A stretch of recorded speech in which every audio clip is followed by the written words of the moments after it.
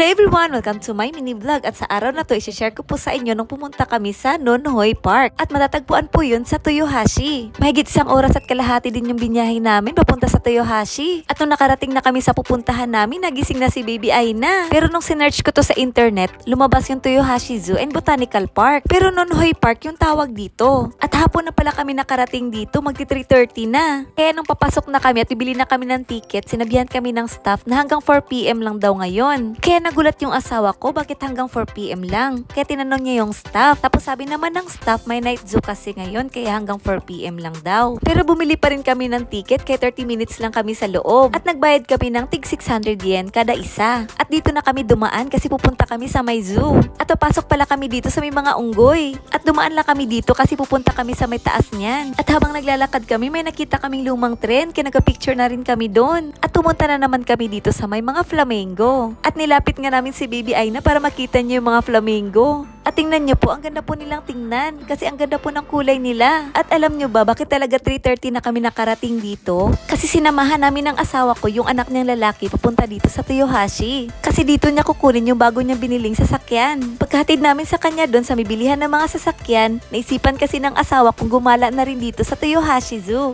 At buti nga nakapasok pa rin kami kay 30 minutes lang. At andito na pala kami sa may bandang taas, kitang-kita yung mga unggoy. At dahil nasa stroller nga lang si Baby Aina, yung papa naman niya naghahanap talaga ng lugar para makita ni Baby Aina yung mga unggoy. At doon nga sila banda sa may salamin. At pagkatapos namin dito, pumunta naman kami dito sa may mga kangaroo. At may nakasulat po dyan na Australia. So galing po sa Australia yung mga kangaroo dito. At pagpasok namin dito, nakita agad namin yung mga kangaroo. At kinuha agad namin si Baby Aina sa stroller para makita naman niya yung mga kangaroo. First time kasi ni Baby Aina makapunta sa zoo, kaya pinakita talaga namin sa kanya.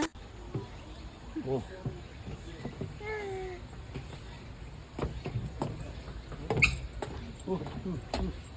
Nagulat siguro si Baby Aina sa mga nakita niyang kangaroo, kaya ganun yung mga reaksyon niya. At pagkatapos namin dito, binalik na ng asawa ko si Baby Aina sa stroller. At habang inaayos niya si Baby Aina sa stroller, may nakita akong kangaroo na tumatalon, kaya binidyuhan ko. At pagkatapos namin dito, lakad na naman kami at pumunta kami dito sa may mga elephant. At nagpahinga muna kami dito saglit habang pinapanood namin yung elephant. At pagkatapos namin dito, lakad na naman kami at habang naglalakad kami, may nakita akong koi fish. At kinuha ko talaga si Baby Aina at pinakita sa kanya yung mga koi fish. At may nakita din kami dyan banda na pagkain ng mga koi fish. At hulugan mo lang ng 100 yen at pwede mo nang kunin yung isang lagayan na may nakalagay ng mga pagkain na pwede ipakain sa mga koi fish. At ayan, hinahagisan ko na nga sila ng pagkain. At si Baby Aina naman tuwang-tuwa habang pinapanood sila. Binilisan ko na nga yung paghagis ng mga pagkain at inubos ko na kasi si Baby Aina gusto din niyang hawakan. At naglakad na naman kami. Grabe, ang init talaga nung araw na yan. Pinagpawisan nga kami ng asawa ko at si Baby Aina din. Kahit hapon na, pagpapawisan ka pa rin talaga. At habang naglalakad nga kami dito, nakita ko tong elephant kaya nilapitan ko talaga. At kinuha ko si Baby Aina at pinakita ko sa kanya ng malapitan yung elephant. Nagulat nga ako kay Baby Aina, hindi man lang umiyak. Nakatitig talaga siya sa elephant. At kumuha na rin kami ng mga pictures namin dito. At dahil may Jidohan Bike dito sa malapit, bumili muna ng inumin yung asawa ko. At mugit siya nga yung binili niya. At pinatikim muna niya to kay Baby Aina. At first time ni Baby Aina nang uminom nito at ito yung reaksyon niya.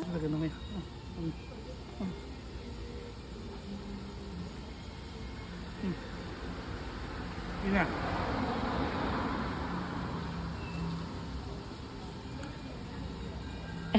Yung papa niya talaga, alam naman niya yung reaction ni Baby Aina. Pinainom na naman niya ulit. Ang cute talaga ng mukha ni Baby Aina pag first time niya makatikim ng mga iba't ibang lasang mga inumin. At nung nakita ko itong may mga penguin sa labas, pumasok kami sa loob. Nagulat nga ako, nasa labas yung mga penguin, ang init sa labas. Kasi diba, nasa malamig talaga yung mga penguin. At habang papasok kami dyan, may dumaang staff at sinabihan kami na malapit na daw mag-close. At pumasok na nga kami at ito yung nakita namin. Natutulog pa siya niyan tapos bigla na siyang nagising. At ang tawag po dyan ay spotted seal. Nilapit ko nga si Baby Aina para makita niya. Hello, hi. Hi. Ala. Takot na rin. Tatat. Ang fufu dyan ay ka na. Hello, hi. Ay, nabiguris na. Ano doon? Tumitin na ako.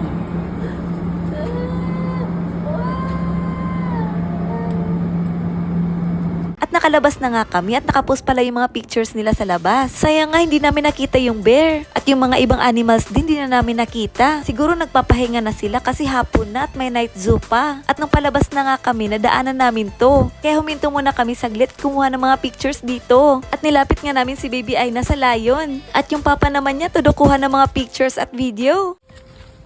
Huli. Ay na, huli.